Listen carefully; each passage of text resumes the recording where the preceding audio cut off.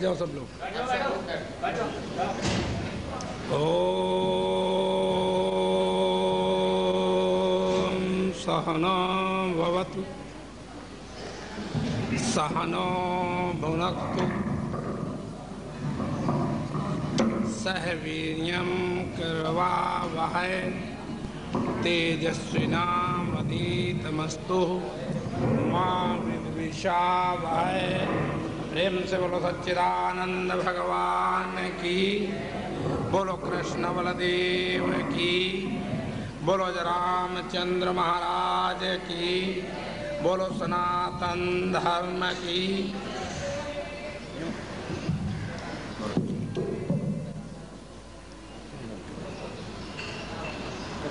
जय सतगुरु दीन दयाल हरे,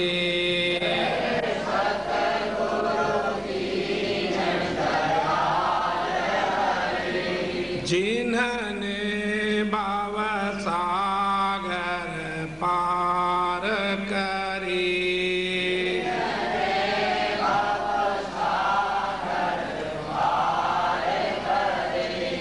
जब सुने ज्ञान के वचन भरे,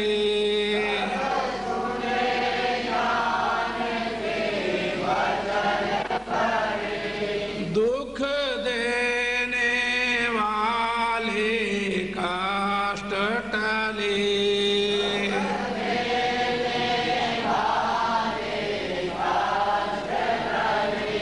जय सतगुरु दीन दयाल हरे।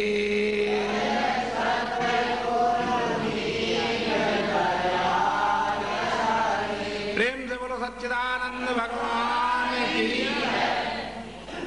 अर्चनीय वंदनीय प्रातः स्मरणीय जगत नियंता की चरण शरण में विराजमान समुपस्थित बंधुओं, माताओं और बच्चों, सौभाग्य से मनुष्य जन्म मिला।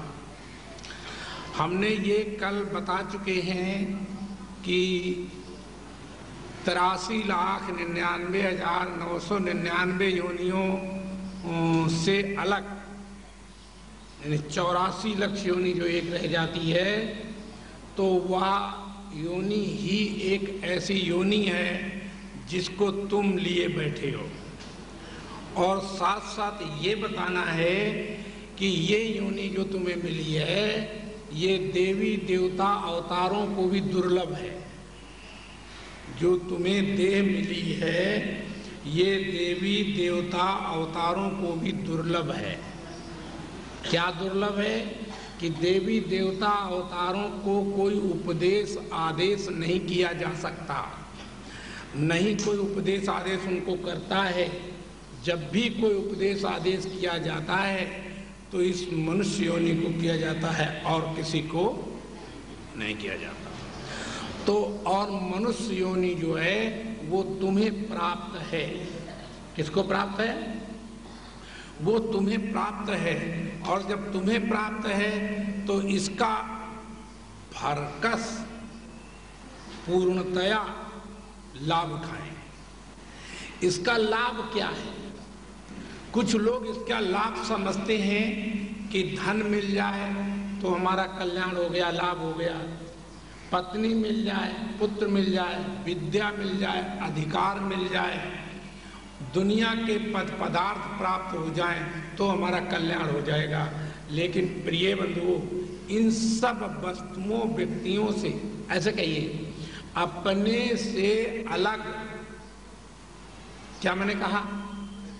अपने से अलग किसी भी वस्तु व्यक्ति से किसी का कल्याण नहीं होता। अपने से अलग चाहे कोई राम हो अथवा श्याम हो अथवा अल्लाह हो अथवा गॉड हो अथवा ईश्वर हो अथवा कोई आत्मा परमात्मा हो, अगर कोई तुमसे अलग है तो उसके मिलने से कल्याण नहीं होता। पूछा जाए क्यों नहीं होता? इसलिए कि वह वस्तु पहले तुम्हें प्राप्त नहीं है और जो वस्तु पहले प्राप्त नहीं होती और बाद में मिलती है तो वह कालांतर में छूट जाती है, तो उससे पूर्ण कल्याण नहीं होता। कल्याण तो यूं जैसे कोई भूखा हो, रोटी दे दो तो उसका ऐसा लगता है थोड़ी देर के लिए कि मेरा कल्याण हो गया, लेकिन कल्याण नहीं होता। 6 घंटे 5 घंटे के बाद फिर से भूख लगती है, तो इसलिए वो कल्याण नहीं। कल्याण उसे कहते हैं जहां पर पाना खोना, यानी कुछ पाने की इच्छा और कुछ खोने की इच्छा न रहे, उस जगह का नाम कल्याण है। किस जगह का माने किस चीज का कल्याण? माने मनुष्य जीवन का जो कल्याण है वह किसे कहते हैं? जहां हमें कुछ पाना और खोना शेष न रहे, न तो कुछ छोड़ना शेष रहे और ना ही कुछ पकड़ना शेष रहे, तो उसको कल्याण कहते हैं। लेकिन आज के संत नहीं, लाखों वर्षों से संतों महात्माओं ऋषि मुनीश्वरों से और तमाम बुद्धिजीवियों से, विद्वानों से, ऋषि मुनीश्वरों आदि से हम यही सुनते आए हैं कि काम क्रोध लोभ मोह मारो, त्यागो। क्या मारो? काम क्रोध लोभ मोह इत्यादि जो हैं इनको छोड़ो, और सहिष्णुता और धैर्यता, स्थिरता, शांति और आनंद को प्राप्त करो। ये परंपरागत सबने स्वीकार किया है। मैंने आज हम नहीं, हमारी बात नहीं है, सब स्वीकार करते हैं। लेकिन हम तुम्हें एक बात बता दें कि अगर तुम्हें काम क्रोध लोभ मोह छोड़ने की इच्छा है तो तुम्हें एक बात ये समझाते हैं कि इस त्रैकाल जगत में जैसे तुम काम और क्रोध और लोभ मोह को छोड़ तो नहीं पाते, पर दबा देते हो। क्या कर देते हो? दबा सकते हो, मन उसको, उस पर नियंत्रण थोड़ा कर सकते हो, पूरा कंट्रोल नहीं कर सकते। मन पूरी उस पर अपनी छाप नहीं छोड़ सकते जो तुम्हारे अधिकार में आ जाए। तो क्या और ऐसा कभी हुआ नहीं, किसी योनि में नहीं हुआ, किसी युग में नहीं हुआ, अब नहीं, तब नहीं, सतयुग में नहीं, द्वापर में नहीं, त्रेता में नहीं और कलयुग में भी ऐसा कभी नहीं हुआ कि काम क्रोध लोभ मोह अहंकार आदि को कोई त्याग सका हो। ना कोई देवी त्याग सकी, ना कोई देवता त्याग सका, ना कोई अवतार त्याग सका, ना कोई विद्वान और ऋषि मुनीश्वर त्याग सका। इसको कोई त्याग नहीं सकते। परंतु वेद ने, शास्त्र ने और ऋषियों ने ये बात जरूर कही है कि काम क्रोध लोभ मोह को त्यागो और शांति धैर्यता सहिष्णुता आदि को ग्रहण करो।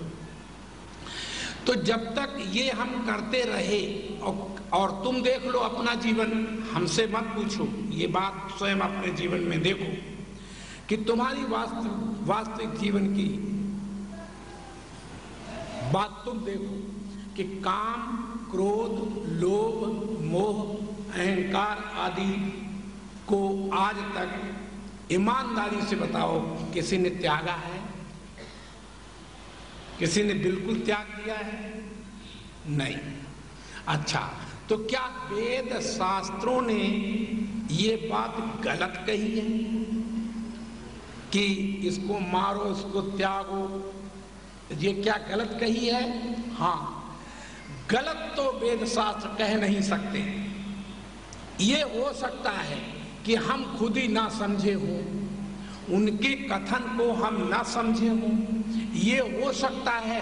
परंतु ये कभी नहीं हो सकता कि वेद श्रुतियां जो है वो कभी गलत बोल सकती हैं। न समझने के कारण हमारी ये गति होती है कि हम अज्ञान में इधर उधर हाथ पटकते हैं, इधर उधर हम इधर उधर सिर मारते हैं, पटकते हैं और ढूंढते हैं कि हमें कहीं शांति हमें कहीं आनंद, हमें कहीं सुख, हमें कहीं परमानंद की प्राप्ति हो। लेकिन किन्हीं भी जगहों पर आप देखें धैर्यतापूर्वक, तो किसी भी संत महात्मा ऋषि मुनीश्वर और देवी देवताओं को प्राप्त नहीं हुई है ये वस्तु। फिर भी तो क्या प्राप्त नहीं हो सकती है, क्या ऐसा मान लें? नहीं। आइए आज मैं तुम्हारे, प्रेम से बोलो सच्चिदानंद, जन्म जन्मांतर के जो छोड़ने पकड़ने के राग द्वेष हैं इनको समाप्त कर देते हैं। लेकिन आप धैर्य का परिचय दीजिए और मैं अभी आपके सामने काम, क्रोध, लोभ, मोह, क्रोध इत्यादि को जड़ से समाप्त कर देते हैं, जैसे कि ऋषियों ने कहा है, जिस प्रकार से ऋषियों ने कहने की चेष्टा की है। तो मैं आइए बताता हूं ये कैसे संभव हो सकता है।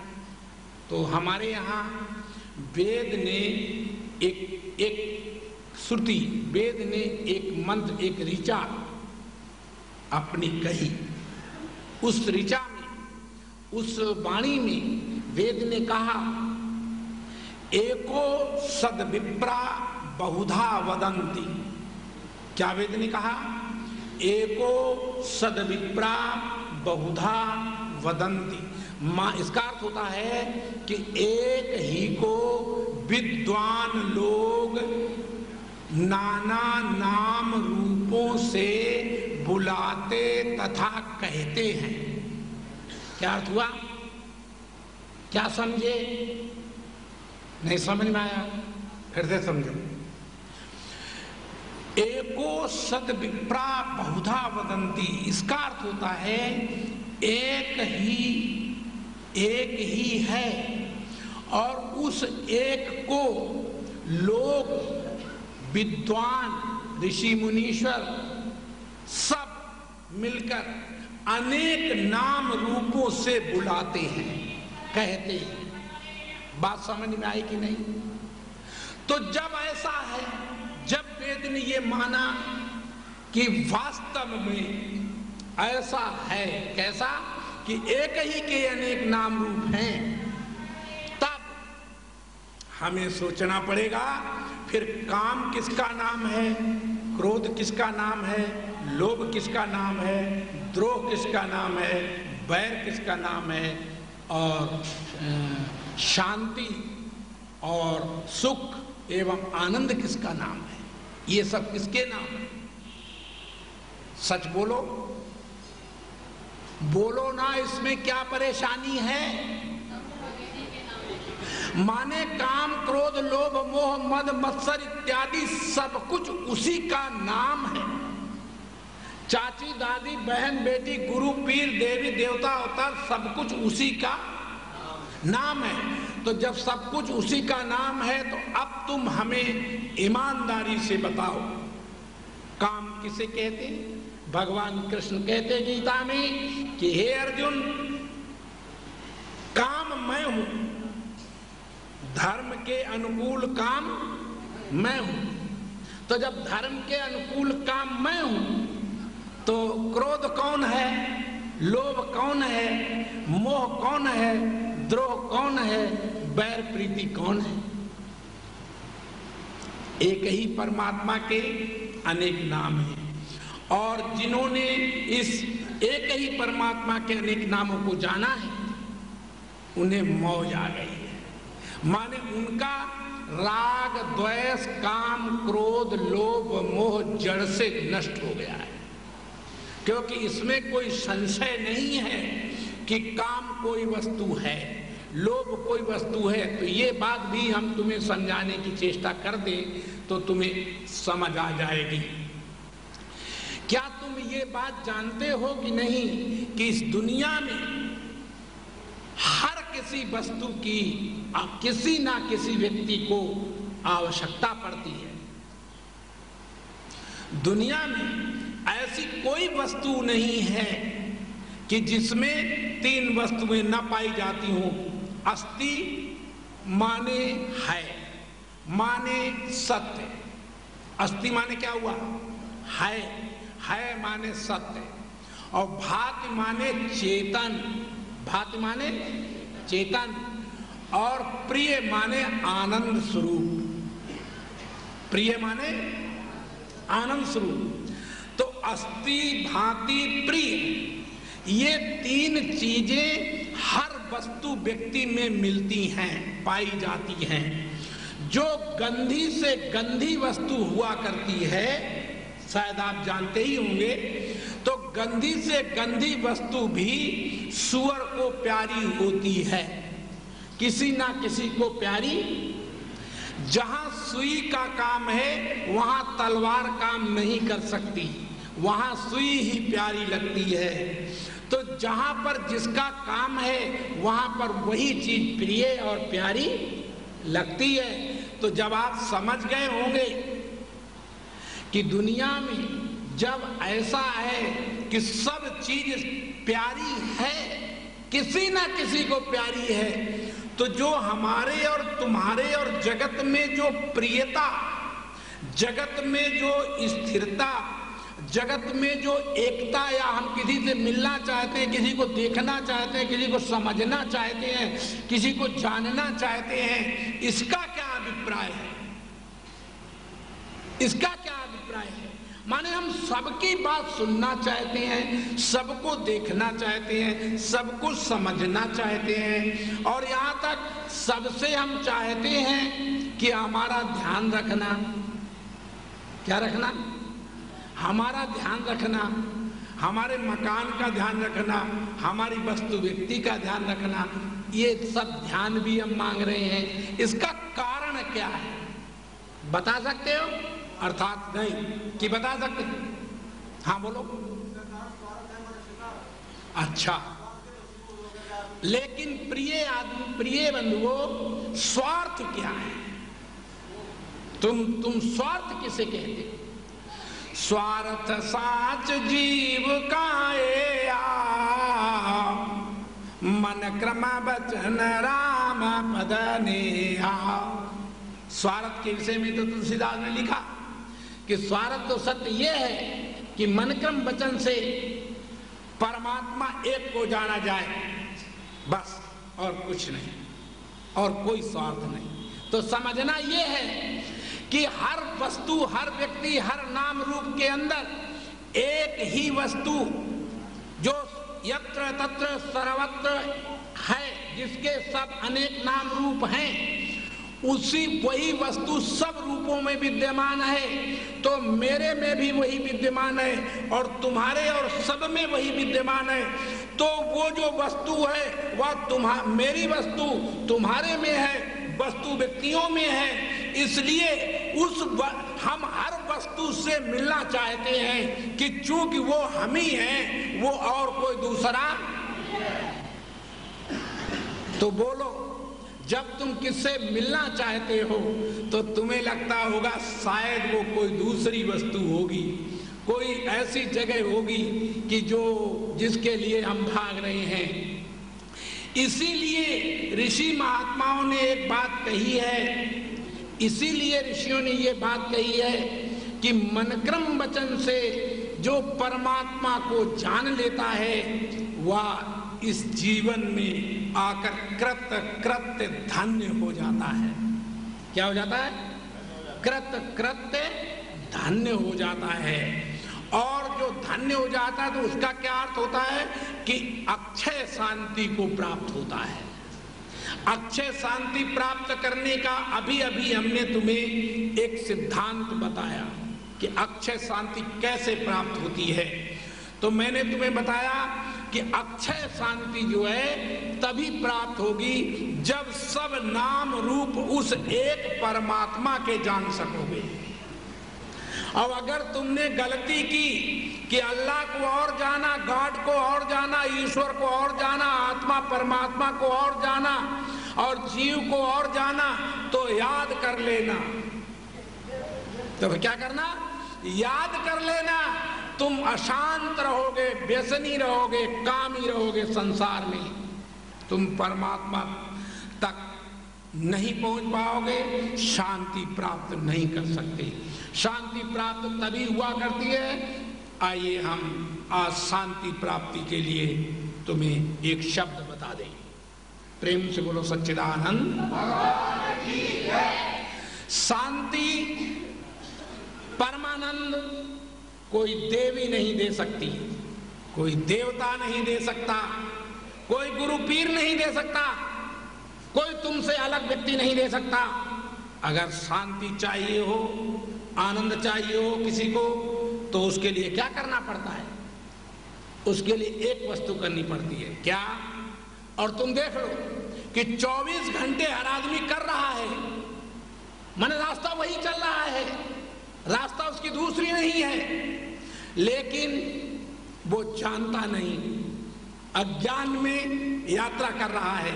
और जब अज्ञान में यात्रा करेगा या अज्ञान में तलवार चलाएगा तो हो सकता है वो अपने को ही काट ले, अपने वालों को ही काट डाले, ये हो सकता है। इसलिए जब भी तलवार चलाई जाए तब एक हाथ में रोशनी होनी चाहिए और दूसरे हाथ में तलवार।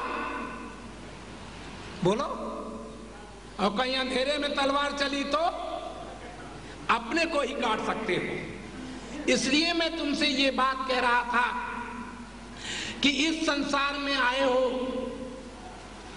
तो हम तुम्हें परम शांति के निकट पहुंचाने के लिए, यद्यपि तुम्हारा प्रयास रोज प्रतिदिन प्रतिक्षण यही चल रहा है, परंतु तुम अज्ञान में बढ़त रहे हो, इसलिए होश नहीं है, तुम्हारा होश गुम गया है। क्या गया है? होश गुम गया है। तो होश कैसे करें? तो आइए हम शांति आपको देते हैं और सदा शांति तुम्हारे पास रहेगी।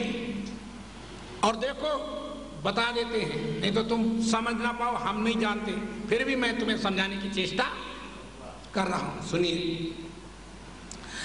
किसी भी वस्तु व्यक्ति को देखने पर, भोगने पर, मिलने पर या उसको प्राप्त करने पर हम उस वस्तु को प्राप्त करके उसमें चिपटे नहीं रह सकते, कुछ ही देर उससे चिपटे रह सकते हैं, तदनंतर हम उसे हटाओ कह देते हैं।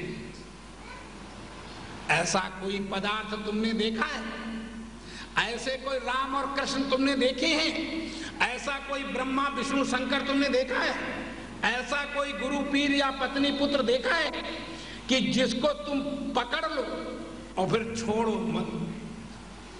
ऐसा कोई पदार्थ तुमने देखा है कि जो पदार्थ संसार में तुम्हें मिले और तुम उसको त्यागो? ऐसे ना कहो, त्यागो नहीं माने हटाओ ना कहो, और उसे पकड़े रहो, देखते रहो। जैसे उदाहरण लीजिए कि दुनिया के प्राणियों में जब पूछा, मनुष्यों में पूछा जाता है कि अरे मानो तू बता, सच बता, बोले क्या, ये शांति कैसे मिलती है? तो हमारे ऋषियों ने शास्त्रों में बताया कि शांति मिलती है जब तुम्हारे मन की चाही हुई वस्तु मिल जाती है तो तुम्हें एकदम शांति मिलती है। क्या मिलती है? तुम्हारे मन की चाही, लेकिन शांति नहीं है वो टेम्परेरी शांति है। शांति कहाँ मिलती है? तब बताता हूं। तुम्हारे मन की चाही वस्तु मिली तो मिलकर के तुमने जब उसको हाथ में ले लिया, पकड़ लिया, तो इसके बाद फिर देखिए ये 3 वृत्तियां आती हैं, वो आगे चल के बताएंगे। प्रिय, मोद, प्रमोद, ये 3 वृत्तियां हैं आनंद की। किसकी? आनंद की। तो जब तुम्हारे मन की चाही हुई वस्तु संसार में दिखाई दे जाए, कहीं सामने आ जाए, तो फिर क्या होता है कि जब सामने आ जाती है वो वस्तु तो एकदम तुम्हारे मुख पर या तुम्हारे मुख से लार सी टपकने लगती है या मुख में पानी आने लगता है, प्रियता आने लगती है। और उसी वस्तु को जब आप हाथ में उठा लेते हैं, जब हाथ में पकड़ लेते हैं तो मोद आने लगता है। और जब उस वस्तु को हम भोगने लगते हैं तो फिर भोगने पर प्रमोद वृत्ति का प्राकट्य हो जाता है। और प्रमोद वृत्ति का प्रकट होने के बाद जब हम उसे भोग लेते हैं तो भोगने के बाद हमको जबरन हट करके भी, हम नहीं चाहते हुए भी ये हमें स्वीकार करना पड़ता है और कहना पड़ता है हटाओ। बोलो, राम दशरथ को मिले लेकिन हटाओ कहा कि नहीं? माता कौशल्या को राम मिले, लेकिन सच बताओ, वो जब राम को चूम रही थी तो क्या चूमते हुए फिर मुख को नहीं हटाया? हटाना पड़ा। हटाओ, हटाओ माने होता है उस वस्तु से वैराग्य। क्या होता है? उस वस्तु से हमें वैराग्य हो जाता है, और जब वैराग्य होता है तो वैराग्य के बाद यह नियम है वेदांत सिद्धांत में, शास्त्रों का यह नियम है कि जब हटाओ हम कहते हैं, जिस वस्तु से वैराग्य होता है, वैराग्य के बाद हमारी मन स्थिति जो है स्थिर और शांत हो जाती है, माने हमको तुरंत शांति मिलती है। कब मिलती है शांति? जब हम रोते रोते थक जाते हैं, हंसते हंसते थक जाते हैं, भोगते भोगते थक जाते हैं, तब हम कहते हैं हटाओ। क्या कहते हैं? जब हम बढ़िया बढ़िया वस्त्र धारण करते हुए थक जाते हैं, माने बढ़िया वस्त्र जब धारण करते हैं तो ऐसा लगता है कि शायद ये हमें बड़ा आनंद देगा, बड़ा सुख देगा, लेकिन सुख लेते लेते जब तुम थक जाते हो तो क्या पाते हो? जानते हो क्या पाते हो? जब आप थक जाते हैं तो उससे तुम्हें ये कहना पड़ता है हटाओ। क्या कहना पड़ता है? हटाओ। तो जब तुम हटाओ कहते हो तो हटाओ कहने के तुरंत बाद ये वास्तविक नियम है कि हटाओ कहने के बाद तुरंत वह वस्तु, कौन वस्तु? जिसकी तुम्हें हर जन्म में तलाश थी, वह वस्तु तुम्हारे सामने आ जाती है। मान जिसका नाम है शांति, शांति, शांति। कौन वस्तु आती है? शांति। कोई देवी देवता अवतार नहीं दे सकते, शांति कोई पद पदार्थ नहीं दे सकता। शांति देता है हटाओ शब्द। हटाओ माने वैराग्य, हटाओ माने वैराग्य। और जब हटाओ कहते हो तो आता है वैराग्य, और वैराग्य के आने के बाद आती है स्वयं शांति, जो अपने पास है पहले ही, परंतु हम उसे जानते नहीं। तो जब हटाओ कहने शांति प्रकट हुई तो इसके बाद क्या होता है कि जो हमारा अपना आपा तुम्हारे से और हमारे और सब में एक सा व्याप्त है, जैसे चाची, दादी, बहन, बेटी, अम्मा इत्यादि एक ही स्त्री के ये नाम है कि अनेक स्त्रियों के नाम है। एक ही स्त्री के नाम चाची, दादी, बहन, बेटी, गुरु भी, गुराइन भी बन जाती, गुरु भी बन जाती। सब ये नाम किसके हैं?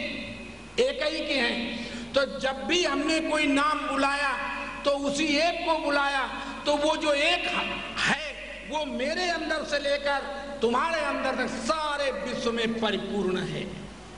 क्या है? सारे विश्व में परिपूर्ण है। तो जब सारे विश्व में परिपूर्ण है तो केवल वही एक वस्तु है जो सबसे ज्यादा प्यारी, सबको प्यारी, सब जगह प्यारी है। उसी वस्तु के कारण हम किसी पत्नी की ओर, पुत्र की ओर, किसी स्त्री, लड़के, बच्चों की ओर, किसी पद पदार्थ की ओर खिंचते चले जाते हैं। तो उसका कारण ये नहीं है कि तुम रूपवान हो, सौंदर्यवान हो, गुणवान हो, धनवान हो, विद्वान हो, इसलिए हम खींच रहे हैं तुम्हारी तरफ। ये इसका कारण नहीं है। इसका कारण है कि हमारा जो अपना, हमारे अंदर से लेके तुम्हारे अंदर तक जो विद्यमान है वो सब में विद्यमान है। उसी के नाते, माने हम अपने नाते हम आपको चाहते हैं। और जब हमारा तुम्हारे में मालूम नहीं पड़ता, तब हम तुम्हारे शरीर को अग्नि में जलाकर फूंक देते हैं। प्रेम से बोलो सच्चिदानंद। बात समझ में नहीं आई कि आई? याद रखो, जब तक तुम्हारे अंदर मेरा चेतन, जब तक तुम्हारे अंदर मेरा प्रिय, जब तक तुम्हारे अंदर मेरा ज्ञान स्वरूप, आनंद स्वरूप चेतन प्रस्फुरित रहता है, तब तक तुम हमको सब प्यारे लगते हो। चाची, अम्मा, बहन, बेटी, गुरु, पीर, संत, महात्मा और भगवान भी तभी तक प्यारे हैं जब तक उसके अंदर चेतन, आनंद, प्रियता, ये सब चीजें होती हैं। और अगर इस राम कृष्ण ब्रह्मा विष्णु तुम्हारे अंदर से हमारी चेतना, हमारा ज्ञान स्वरूप जो बैठा है वो निकल जाए, तो सच्ची बताओ फिर तुम्हारी क्या गति की जाएगी? फिर धर के हम कहां फूकेंगे, कहां जलाएंगे? सीधे शमशान। और इतना जलाएंगे, इतना जलाएंगे कि तुम्हारी खाक बना देंगे। क्या बना देंगे? माने जब तुम्हें अम्मा प्यारी लगती है तो अम्मा प्यारी नहीं है, गुरु प्यारा लगता है तो गुरु प्यारा नहीं है, राम कृष्ण ब्रह्मा विष्णु अल्लाह गाट प्यारे लगते हैं तो राम कृष्ण अल्लाह गाट प्यारे नहीं हैं। जब तक हमारा वो चेतन, वो आनंद, वो ज्ञान स्वरूप जो परमात्मा बैठा हुआ है जो सब में, वही एक ऐसी वस्तु है जो सब में विद्यमान है और उसी के नाते हम सबको चाहते हैं। प्रेम से बोलो सच्चिदानंद। हम किसी पत्नी, पुत्र और धन, मकान, दुकान के नाते जगत को नहीं चाहते। हम किसी पत्नी, पुत्र, धन, मकान, दुकान या बल, विद्या, अधिकार के कारण किसी को नहीं चाहते। हम जब भी चाहते हैं तो अपने चेतन स्वरूप, आनंद स्वरूप, ज्ञान स्वरूप के कारण तुम्हें सबको चाहते हैं और सारे वस्तु व्यक्ति को। और जब हम किसी मूर्ति को चाहते हैं तो मूर्ति में मैं अपनी भावना से, मूर्ति में जानते हैं कि इसमें भगवान जब तक है तब तक तो हम उसे मूर्ति को प्रणाम करते हैं, नमन करते हैं, फूल चढ़ाते हैं, जल चढ़ाते हैं। और जिस दिन हमें ये मालूम पड़ता है कि मूर्ति खंडित हो गई है, तो फिर जब खंडित हो गई तो हमें ऐसा लगने लगता है कि अब इसमें से चेतन, इसमें से आनंद स्वरूप निकल गया। फिर हम उस मूर्ति को उठाकर गंगा या यमुना में विसर्जन कर देते हैं। बोलो, मूर्ति के पूजक हो तुम? बोलो, मूर्ति के हम पूजक नहीं हैं। हम किसी देवी देवता के पूजक नहीं हैं। हम किसी राम कृष्ण ब्रह्मा विष्णु शंकर के पूजक नहीं हैं। हम किसी पत्नी और माता पिता, बंधु भाई, गुरु पीर के पूजक नहीं हैं।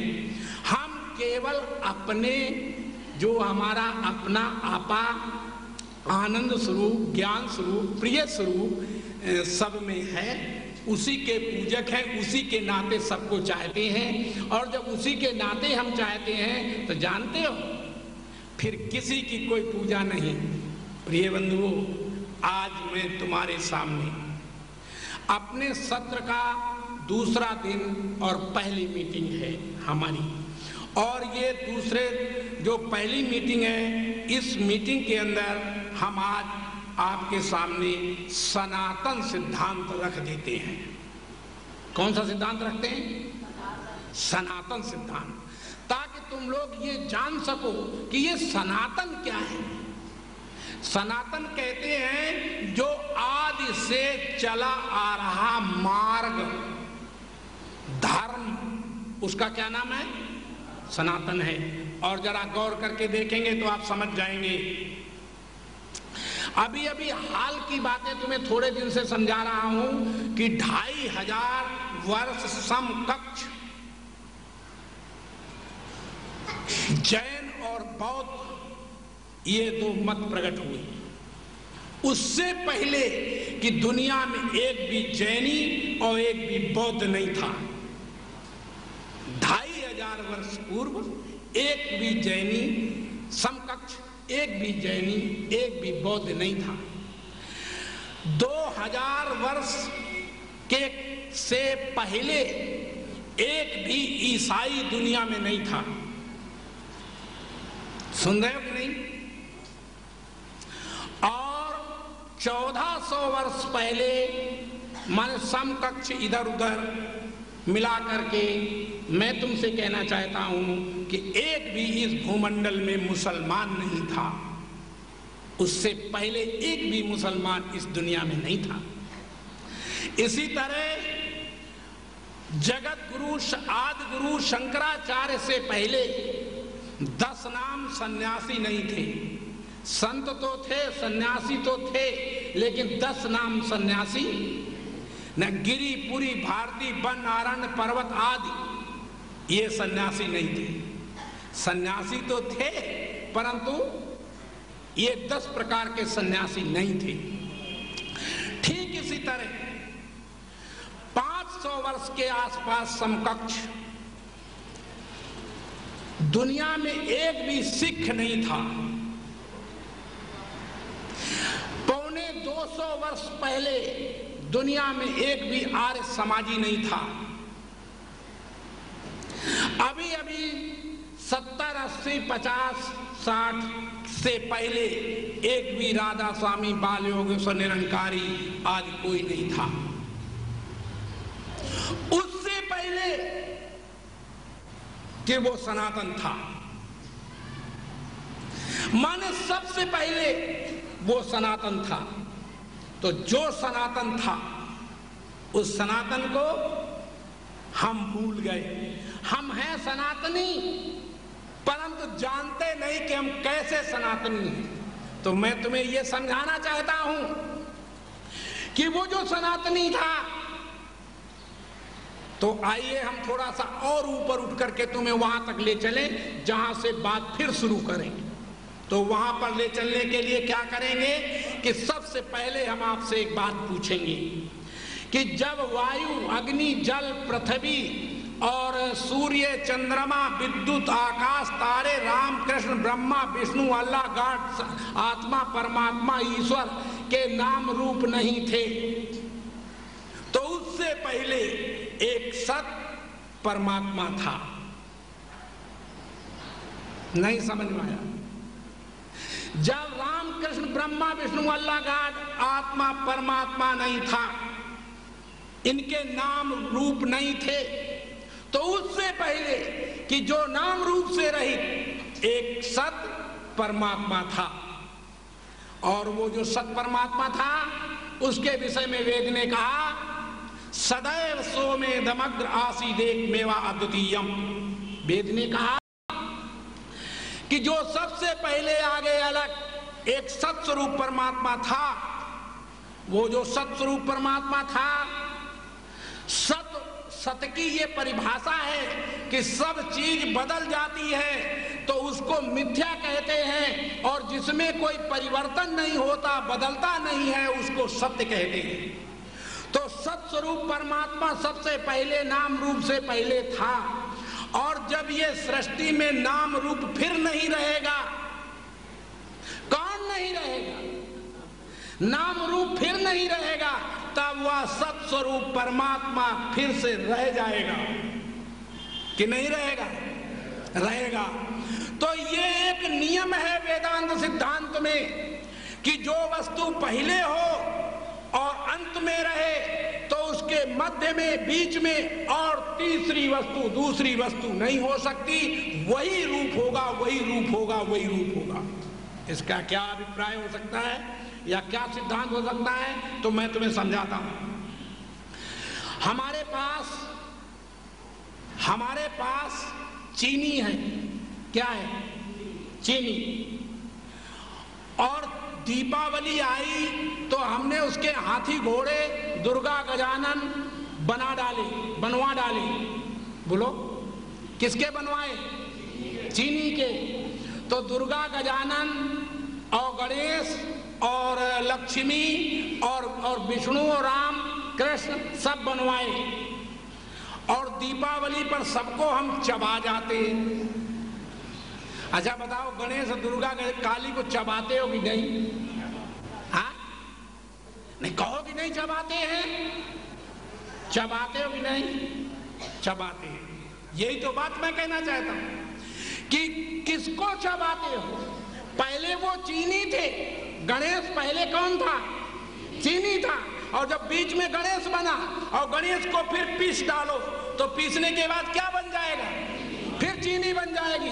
तो पहले चीनी और अंत में चीनी, तो बीच में जो गणेश बने, क्या वो गणेश है? फिर क्या है? क्या गणेश में चीनी है कि चीनी में गणेश है? तो ना गणेश में चीनी है ना चीनी में गणेश है। वास्तव में चीनी ही चीनी है। गणेश में कहीं भी कोई गणेश नाम की चीज नहीं है, चीनी ही चीनी है। ठीक इसी तरह सबसे पहले एक सत परमात्मा था। कौन था? सत परमात्मा था। उसी सत परमात्मा जो नाम रूप से रहित था, उसी सत परमात्मा को अल्लाह गॉड, आत्मा परमात्मा, ईश्वर आदि नाम से विद्वान लोग बुलाते कहते हैं। और वास्तव में जब कहते हैं तो नाम रूप ही दुनिया में प्रकट होता है और नाम रूप ही दुनिया में नष्ट होता है। और जो सत स्वरूप माने जो सबसे पहले था, बताओ वो तुम हो कि ये तुम कौन? पहले सुनो, तुम बीच में पैदा हुए कि नहीं, कि पहले थे? याद रखो, बड़े चालाक बोले पहले हम थे महाराज। लेकिन याद रखो, थे तो जो तुम पहले, परंतु उसको तुम जानते नहीं थे। अब तुम्हें समझ आ गई है कि हाँ मैं जान गया हूं कि मैं पहले था। बोलो कैसे पहले था? तो एक पॉइंट तुम याद रखो मेरा, जो वस्तु यानी जिसको कोई जानता है, क्या मैंने कहा? जिसको कोई जानता है, जानी हुई वस्तु से जानने वाली वस्तु, जानने वाला अलग होता है। क्या मैंने कहा? फिर से सुनो, जिसको जान लिया जाता है, जिसको देख लिया जाता है, जिसको सूंघ लिया जाता है, जिसको सुन लिया जाता है, जिसको चाख लिया जाता है, जिसको स्पर्श कर लिया जाता है, उस स्पर्श करने वाला, जानने वाला, सूंघने वाला, इन सब वस्तुओं से अलग होता है। तो तुमने राम को जाना, तुमने श्याम को जाना, तुमने अल्लाह गॉड को जाना, तुमने सत्य को जाना, तुमने असत्य को जाना, और वो सबसे पहले वाले को जो सत्य स्वरूप परमात्मा नाम रूप से रहित था उसको जाना। तो जानने वाला पहले होता है कि जो जानी हुई, जानी जाती चीज है वो पहले होती है, जानने वाला पहले होता है। तो सच बताओ, तुम पहले उसको जानने वाले थे कि नहीं थे? तो पहले कौन हुआ?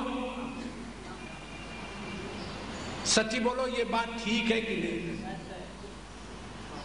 यानी जानने वाले तुम पहले थे, राम से तुम पहले थे, कृष्ण से तुम पहले थे। इसलिए भगवान कृष्ण ने गीता में कहा कि हे अर्जुन, ऐसा कभी नहीं था और ऐसा कहीं नहीं था जहां तुम नहीं थे और हम नहीं थे और ये सारा संसार नहीं था।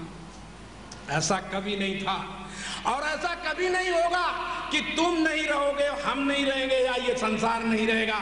ऐसा कभी नहीं था, कभी नहीं होगा, और ऐसा भी कभी नहीं होगा आगे कि ये तुम और हम ना रहें और ये जगत ना रहे। ऐसा कभी नहीं होगा। बोले क्यों?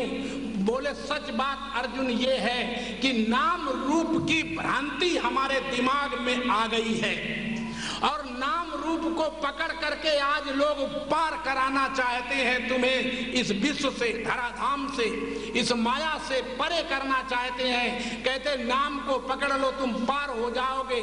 मैं तुमसे पूछता हूं कि नाम जो मिथ्या है तो मिथ्या वस्तु से मिथ्या वस्तु की प्राप्ति होती है, सत वस्तु की प्राप्ति नहीं होती। मिथ्या से मिथ्या की, मीठी वस्तु से मीठी वस्तु पैदा होगी और नमकीन वस्तु से नमकीन वस्तु पैदा होगी और खट्टी वस्तु से खट्टी वस्तु पैदा होगी। इस तरह से जो जिसका जैसा कारण होता है कार्य वैसा ही उपजता है, यह नियम है। जिसका जैसा कारण होता है, कार्य भी वैसा ही उपजता है। और जब कार्य भी वैसा ही उपजता है तो मीठी वस्तु से मीठी ही वस्तु पैदा होती है। तो जो सत वस्तु सबसे पहले थी, माने सत नाम नहीं था। जरा थोड़ा से ऊपर उठ करके देखें, परमात्मा को हम जब सत कहते हैं तो तुम उसको सत मत जानना कि महाराज सत कह रहे तो सत ही भगवान होगा। नहीं, भगवान सत नहीं है। क्योंकि भगवान जो है सत नाम से कह के बुलाया जा रहा है, उसको कहा जा रहा है। सत एक नाम है, सत भगवान। हाँ, बात समझ गए कि नहीं? माने अच्छा, सत हम कह हैं उस भगवान को, इसलिए कह रहे हैं कि कहीं गलती तुम ना खा जाओ कि अगर वो सत नहीं होगा तो असत होगा।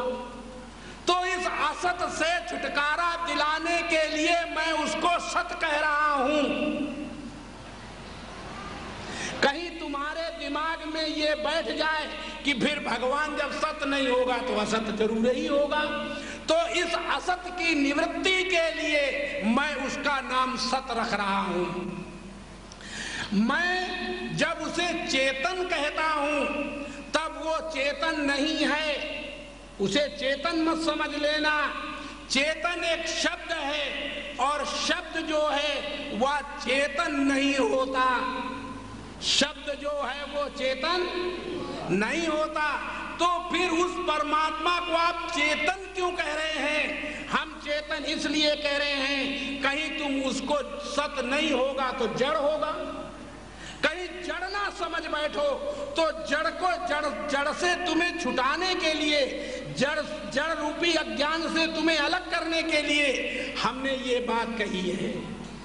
क्या कही है? कि वो चेतन है, जड़ नहीं है।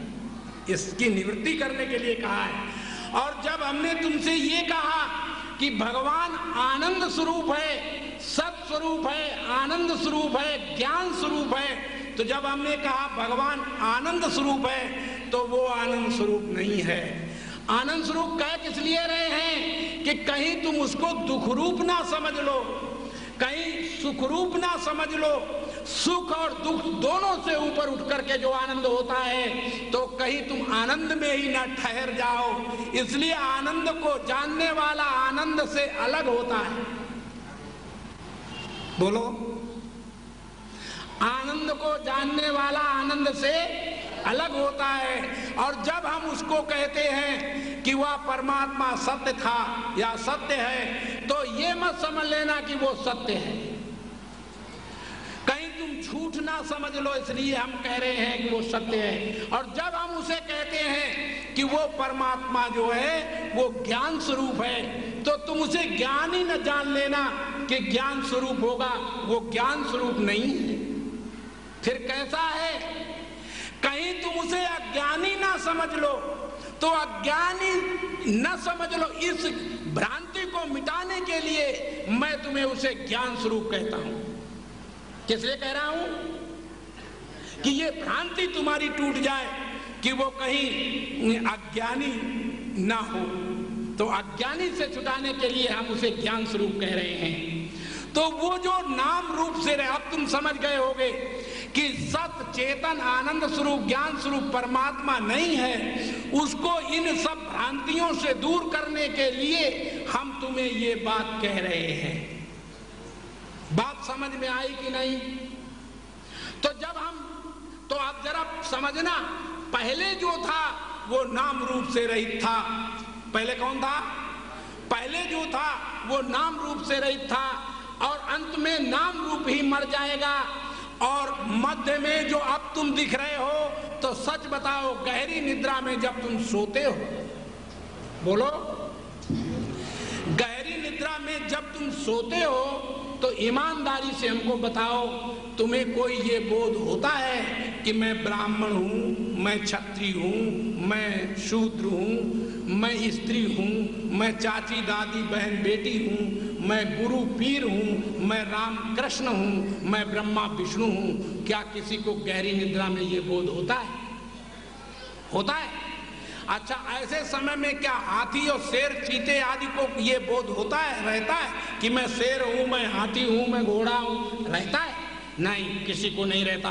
तो ऐसे अवस्था में जब हम सो जाते हैं तब हम सब एक ही कैटेगरी में आ जाते हैं, एक ही स्थिति में आ जाते हैं।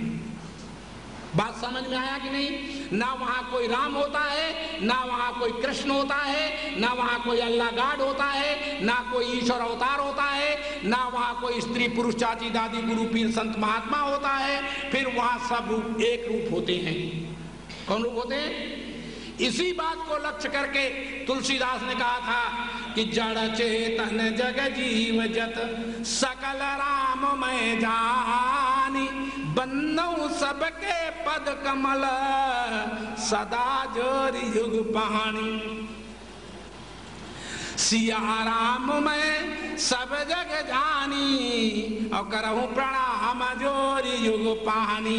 जोरि युग पानी जहां ऐसे कहा जाता है कि ये जो हाथ हैं इनमें 5-5 उंगलियां हैं और जब हम दोनों को मिला देते हैं तब एक बन जाता है कि नहीं? बोलो।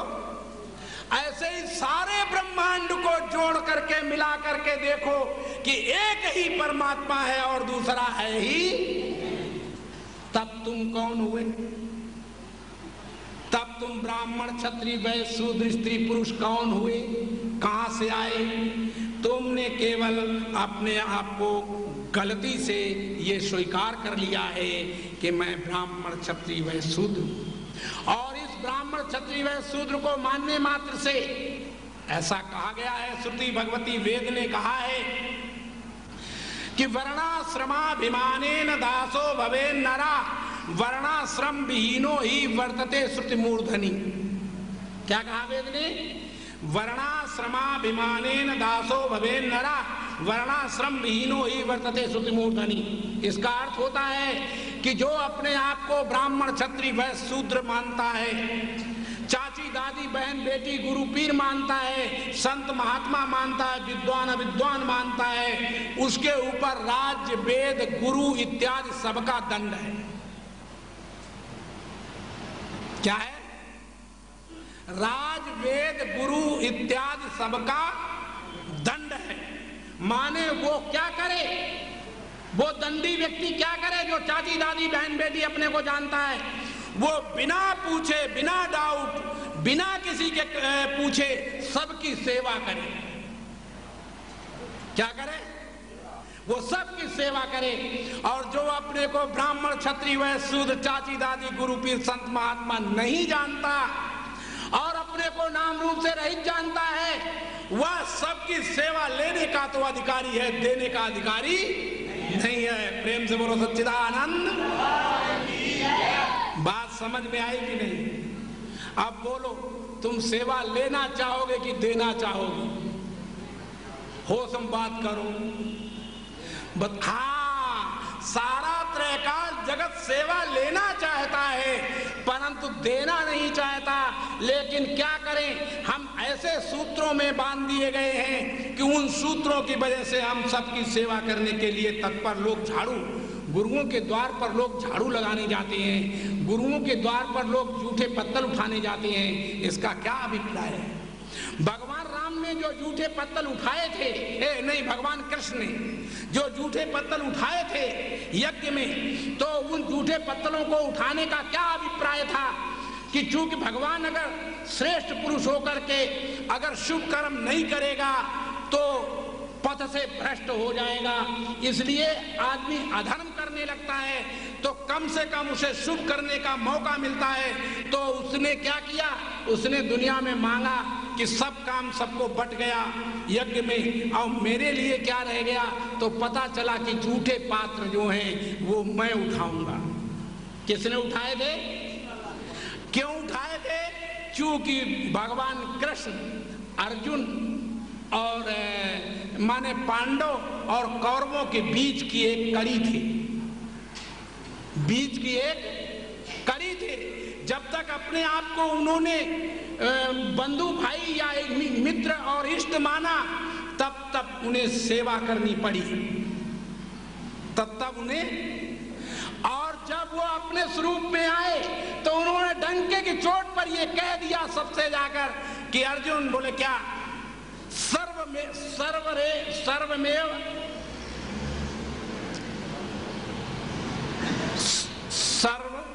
ठहरो, प्रेम से बोलो सच्चिदानंद भगवान की। सब अर्थ उसका ये है, भगवान कहते हैं कृष्ण गीता में कि सबकी आत्मा मैं हूं। कौन हूं? मैं कोई मनुष्य, गोरा काला, बच्चा बूढ़ा, स्त्री पुरुष, सर्वमेव जयते ना, ये मंत्र नहीं है। वो दूसरा मंत्र है, ये उस मंत्र में ये कहा है कि मैं ही सबकी आत्मा होकर स्थित हूं। अर्जुन, दुनिया में मुझसे अलग दूसरी वस्तु नहीं है। इस मंत्र को समझाते हुए भगवान ने कहा था, मत परतरम नान्य किंचिदस्ति धनंजय, किंचित मात्र है अर्जुन, मेरे अतिरिक्त और कहीं कुछ भी नहीं है। बात समझ में आ रही है कि नहीं? और कहीं कुछ भी नहीं है। मत्तः परतरम, किंचित मात्र, मेरे अतिरिक्त कहीं कुछ नहीं है। तो जब नहीं है तो फिर तुम कौन हुए?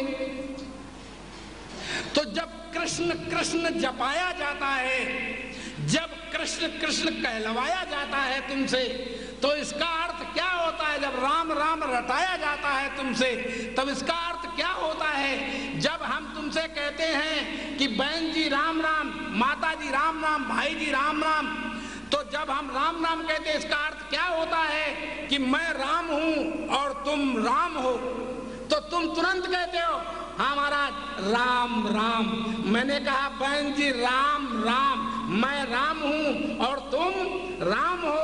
और जब तुमने कहा हाँ महाराज राम राम, तो इसका मतलब मैं जान गई कि मैं राम हूं और तुम राम हो। लेकिन जीवन में कभी जाना? जीवन में जाना? जब हम कृष्ण कृष्ण कहते हैं तो उसका अर्थ ये होता है कि मैं कृष्ण हूं और तुम कृष्ण स्वरूप हो। ये नहीं है कि तुम स्त्री स्वरूप हो, वो दादी स्वरूप हो, बहन स्वरूप हो, गुरु स्वरूप हो, संत स्वरूप है।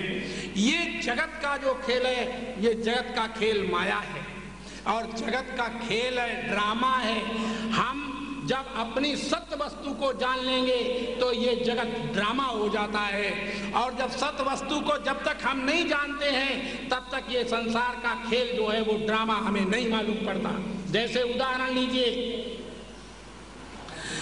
ड्रामा कब मालूम होगा?